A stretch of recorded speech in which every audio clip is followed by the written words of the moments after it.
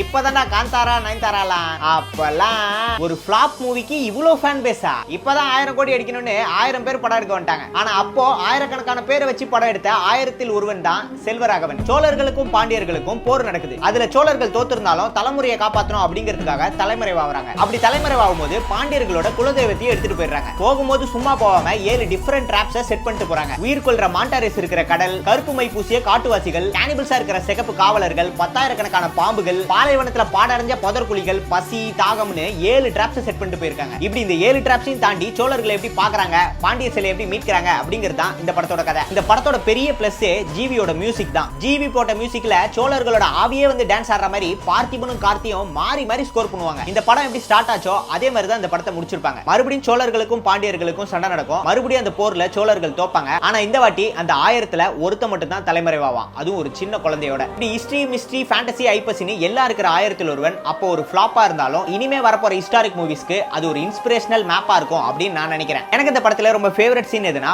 ஒவ்வொரு டிராப்ஸையும் ஒவ்வொரு விதமா காட்டுறது. அது மட்டும் இல்லாம கிளைமேக்ஸ் சீன்ல பார்த்திபனோட உடம்பு எடுத்துட்டு கடலுக்குள்ள இறங்குவாங்கல, அது சீன் தான். அதே மாதிரி உங்களுக்கு இந்த படத்துல ரொம்ப ஃபேவரட்டான சீன் எது அப்படின்னு சொல்லி கீழே கமெண்ட்ல சொல்லுங்க. 1000ல் ஒருவன் மாதிரி ஒரு படத்தை இனிமே அவரே நினைச்சாலும் எடுக்க முடியுமான்னு தெரியல.